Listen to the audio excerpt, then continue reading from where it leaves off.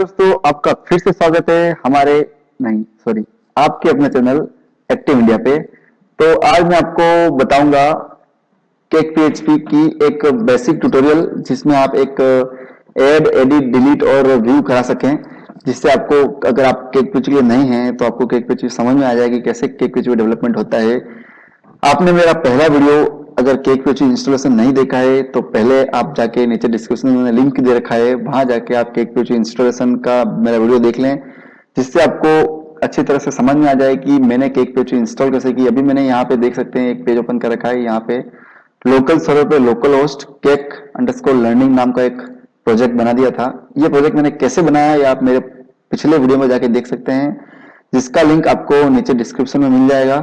तो यहाँ पे मैंने इसको रिलोड किया केक अंडरस्कोर लर्निंग।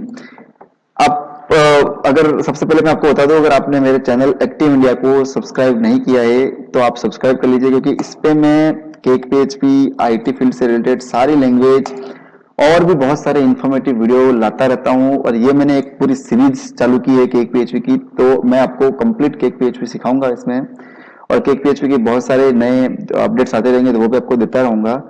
तो अप टू डेट रहने के लिए टेक्निकल नॉलेज से और करंट अफेयर से आप इस हमारे चैनल को सब्सक्राइब जरूर कर लें और अपने दोस्तों को भी बता दें सब्सक्राइब करने के लिए। तो चलिए शुरू करते हैं। सबसे पहले ऐसा करते हैं कि अब देखेंगे यहाँ पे everything is green but database is red, यानी कि डेटाबेस कनेक्शन अभी तक एस्टेब्लिश नहीं हुआ है। तो मैं डेटाबेस में जाता हूँ और एक नया डेटाबेस बनाता हूँ, इसी नाम का बना देता हूँ, केक लर्निंग नाम का एक डेटाबेस बना देता हूँ। ओके, और इसको मैं कर लेता हूँ कनेक्ट इस प्रोजेक्ट के साथ। तो उसके लिए मुझे क्या करना है, उसके लिए मुझे जाना है htdocs में केक लर्निंग वाले प्रोजेक्ट में, और कॉन्फ़िग में app.php में जाऊंगा मैं, और यहाँ पे मैं सर्च करूंगा डेटा सोर्स। ये डेटा सोर्स में जाके मैं मेरा यूजर नेम जो है वो है रूट, पासवर्ड कुछ नहीं है, और डेटाबेस का नाम जो मैंने आपके सामने बनाया था केक लर्निंग, इसको सेव करूंगा और हमारे प्रोजेक्ट को रिलोड करूंगा। तो अब ये देख सकते हैं कि डेटाबेस कनेक्शन एस्टेब्लिश हो गया है। अब डेटाबेस कनेक्शन एस्टेब्लिश हो गया। अब आप एक चीज ध्यान रखिएगा कि मैं आपको इसमें डेवलपमेंट नहीं करने बताने वाला हूं, मैं आपको बताने वाला हूं ऐसी ट्रिक जिससे आप बड़े से बड़ा डेवलपमेंट एक कमांड रन करके विद इन अ सेकंड, 1 से 5 सेकंड के बीच में आप पूरा डेवलपमेंट कर सकते हैं। कैसे, मैं आपको बताता हूं, देखते जाइए। आपने केक पीएचपी सीएमडी का जो बैक का जो कमांड है वो तो के बारे में सुना होगा, अगर नहीं सुना है तो मैं आपको इंट्रोड्यूस करने जा रहा हूँ। एसआरसी में देखेंगे आप कंट्रोलर में एक भी कंट्रोलर बना हुआ नहीं अभी तक, ये इसके बाय डिफॉल्ट कंट्रोलर है, app controller, error controller, page controller.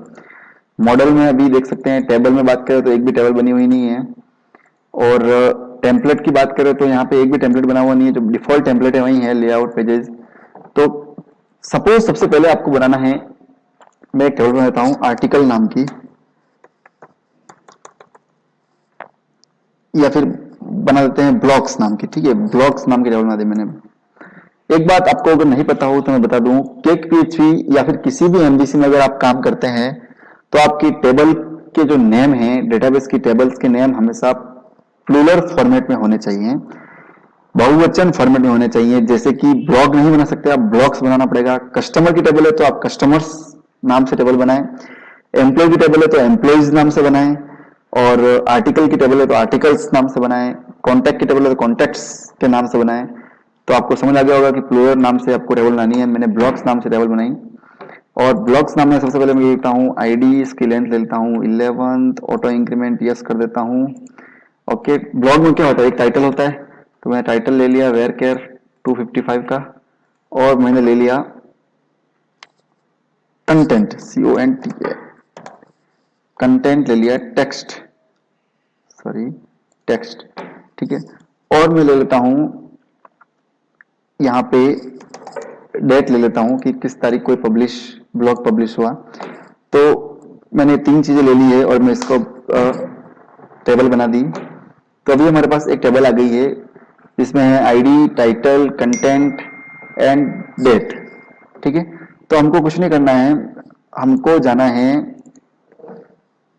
हमारे प्रोजेक्ट केक अंडरस्कोर लर्निंग में, इसके अंदर जाएंगे हम बिन में, और यहां पे हम राइट क्लिक करेंगे,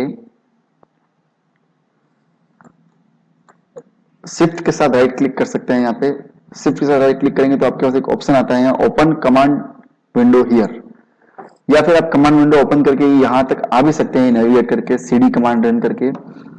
तो आप या तो यहाँ डायरेक्ट शिफ्ट के साथ तो कमांड राइट क्लिक करेंगे और फिर ओपन कमांड प्रॉम्प्ट करेंगे तो यहाँ आ जाएंगे। तो अभी मैं हूँ CHZM हमारे प्रोजेक्ट टेक लर्निंग और उसके अंदर बिन फोल्डर में। तो यहाँ पे मैं आपको जो कमांड बताने वाला हूँ वो आप ध्यान से नोटिस कीजिएगा। आपको लिखना है कैक बैक ऑल एंड आपकी टेबल का नाम BLOGS। अब यहाँ पे ध्यान रखने वाली बात यह है कैक और बैक दो वर्ड ये आते हैं, इस कमांड का पार्ट है। ऑल मैंने इसलिए लगाया है क्योंकि मुझे इस टेबल का मॉडल भी बनाना है, कंट्रोलर भी बनाना है और टेम्पलेट भी बनाना है, यानी कि MVC तीनों बनाने हैं, मॉडल, व्यू और कंट्रोलर। इसलिए मैंने ऑल लिखा है। अगर मुझे सिर्फ इस टेबल का मॉडल बनाना होता तो मैं लिखता कैक बैक मॉडल ब्लॉक्स। अगर मुझे इसका सिर्फ कंट्रोलर बनाना होता मैं लिखता कैक बैक कंट्रोलर ब्लॉक्स। अगर मुझे इसका सिर्फ टेम्पलेट बनाना होता तो मैं लिखता कैक बैक व्यू ब्लॉक्स। तो अभी मुझे सब बनाना है तीनों, तो मैं लिख रहा हूँ कैक बैक ऑल ब्लॉक्स और ऐसा लिखने के बाद मैं मार रहा हूँ एंटर। ओके, तो हमारे लिए केक बीएचपी के बैक ने कोड बना दिया है। आपको कोई मेहनत करने की जरूरत नहीं है। अभी आप SRC में जाएंगे, कंट्रोलर में जाकर चेक करेंगे तो यहाँ पे देख सकते हैं ब्लॉक्स कंट्रोलर आ गया है। इसको ओपन करेंगे तो ये देखो इतना सारा कोड हमारे लिए ऑटोमेटिकली इस कमांड प्रॉम्प्ट ने ही लिख दिया। उसके बाद हम जाते हैं मॉडल में टेबल में जाके देखेंगे तो ब्लॉक्स टेबल नाम बन गई है एक। उसके बाद आप देखेंगे एंटिटी में ब्लॉक्स एंटिटी बन गई है। और अब जाएंगे टेम्पलेट में तो ब्लॉक्स नाम का एक टेम्पलेट बन गया, उसके अंदर add edit index and view चारों पेज बन गए हैं। तो अभी अपन इसको रन करते हैं और फिर मैं आपको समझाऊंगा कि इस कोड का मतलब क्या होता है। तो आपको जो हमारा प्रोजेक्ट नेम है उसके आगे लिखना है BLOGS ब्लॉक्स, जो आपके कंट्रोलर का नाम है। और देख सकते हैं यहाँ पे ब्लॉक्स बन गया है। अभी एक भी ब्लॉक्स नहीं है, सबसे पहले हम एक न्यू ब्लॉग बनाते हैं। ये न्यू ब्लॉग बनाया, टाइटल में लिखा दिस इज टाइटल और डिस्क्रिप्शन लिखा this is description line first and this is the second line, enter this is the third line. Date by default यहाँ पे डेट भी करा गया है, ये हम सेलेक्ट कर लेते हैं डेट 20 की और सबमिट कर लेते हैं।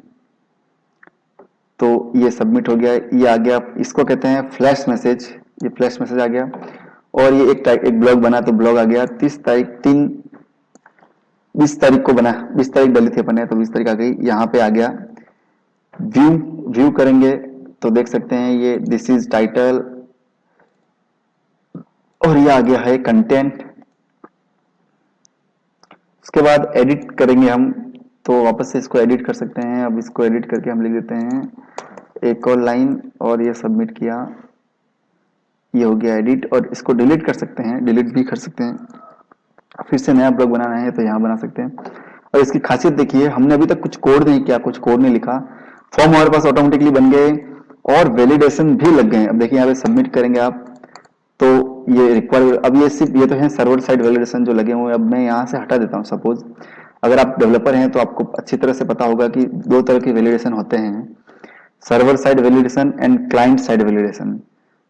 जो यहाँ पे अभी लग रहे हैं वो तो है क्लाइंट साइड, क्योंकि यहाँ पे रिक्वायर्ड इक्वल टू रिक्वायर्ड लगा है और मैक्स लेंथ इक्वल टू 255 यानी कि 255 जो कैरेक्टर है वो ले सकता है। तो ये तो है क्लाइंट साइड वैलिडेशन। अपन ऐसा करते हैं, अगर क्लाइंट साइड वैलिडेशन तो यूजर हटा भी सकता है, तो अपन जिसकी सपोज यूजर ने क्लाइंट साइड वैलिडेशन हटा दिया और अब वो सबमिट करने जा रहा है तो यहाँ टाइटल के लिए भी उसको वैलिडेशन नहीं पूछ रहा है, लेकिन उसने टाइटल नहीं भरा और सबमिट कर भी दिया तो भी ये बोल रहा है the block could not be save, please try again. क्योंकि ये वैलिडेशन भी ऑटोमेटिक आ गया है कि this field can't be left, यानी कि केक PHP ने हमारे लिए वैलिडेशन भी लगा दिए हैं, केक PHP 3 ने।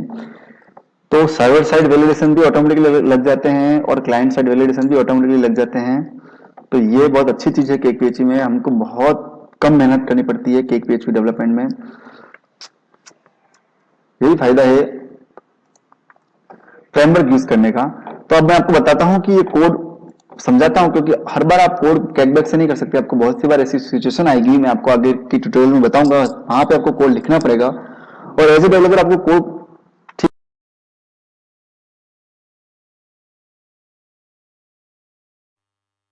में तो आना चाहिए कि आप एक्चुअली कोड कमांड प्रॉम्प्ट ने हमारे लिए किया है, लेकिन क्या लिखा है कोड ने। एज ए डेवलपर आपको पता होना चाहिए कि कोड की एक एक लाइन का मतलब क्या है। तो सबसे पहले शुरू करते हैं कंट्रोलर से। कंट्रोलर जो होता है, इसमें आपको ध्यान रखना है कि आपके कंट्रोलर का जो जो नाम है वो इस तरह से होना चाहिए। जो टेबल का नाम है आगे का फर्स्ट लेटर जो है कैपिटल होगा, और ब्लॉक्स कंट्रोलर। तो यहाँ पे हमने ऐप कंट्रोलर को यूज किया है, ठीक है। उसके बाद हमने जो 4 फंक्शन बनाए हैं, index, view, add and edit and delete, 5 function बनाए हैं। ये फंक्शन क्या क्या काम आ रहे हैं। सबसे पहले इंडेक्स पेज में, अब मैं ब्रीफली समझा रहा हूँ, आगे के जो सीरीज होगी उसमें आपको डिटेल में समझाऊंगा। तो सबसे पहले यहाँ पे हमने पेजिनेट जो फंक्शन इसका फीचर होता है उसको यूज किया है। दिस और ब्लॉक्स इस तरह लिखने से ये एक क्वेरी है जिससे सारे ब्लॉक्स उठ के आ जाएंगे और वो पेजिनेट होके सेट हो जाएंगे हमारे। सेट कॉम्पैक्ट का मतलब होता है हमारे इंडेक्स के सीटीबी पे सेट हो जाएंगे। और वो कहाँ से देखेंगे, तो वो आपको जाना है टेम्पलेट में, ब्लॉक्स में, index.ctb में। इसको मैं एडिट करता हूँ। तो यहाँ पे आप देख सकते हैं कि ये ब्लॉक्स को अपन ने फॉर ईच किया है। यहाँ पे ब्लॉक्स फॉर ईच किया और ब्लॉक के अंदर अपन ने निकाला है, ब्लॉक के अंदर टाइटल प्रिंट किया है। प्रिंट करने का तरीका इसमें होता है इस तरह से, एच और डेट इस तरह से लिखेंगे हम। अगर आप ये तो मैंने अभी ये समझा रहा हूँ जो है कि गूगल कमांड प्रॉम्प्ट से कैसे कोड किया है। अगले जो ट्यूटोरियल में मैं आपको बताऊंगा कि आपको को हाथ से कोड लिख के बताऊंगा, तो आपको कोड अच्छे से समझ में आए, कोड एक एक लाइन का मतलब। तो मेरे चैनल को सब्सक्राइब कर ले ताकि अगले वीडियो का नोटिफिकेशन आपको मिल जाए। तो अभी मैं आपको ब्रीफली फटाफट से समझा देता हूँ। जो वैलिडेशन लगे हैं वो ब्लॉक टेबल पेज से लगे हैं। यहाँ पे अपन ने हर फील्ड को वैलिडेट किया है, अपन ने रिक्वायर प्रेजेंस इस तरह से। और अभी मैं आपको नेक्स्ट वीडियो में यही बताऊंगा कि जो के एसोसिएशन हैं उनको कैसे यूज करते हैं, बिलोंग्स टू, हैज मेनी, इन एसोसिएशन को यूज करके डेवलपमेंट को कितना आसान बनाया जा सकता है। तो आप इस सीरीज को फॉलो करें, मैं आगे के वीडियो में आपको बताऊंगा कोड लिख के। और इसी जो प्रोजेक्ट है हमारा कैक लर्निंग, इसी को आगे बढ़ाऊंगा तो आप, ताकि आपको धीरे धीरे पूरी बात समझ में आए। तो अभी के लिए गुड बाय कहता हूं आपसे। और don't forget to like my video and subscribe my channel. Thank you very much.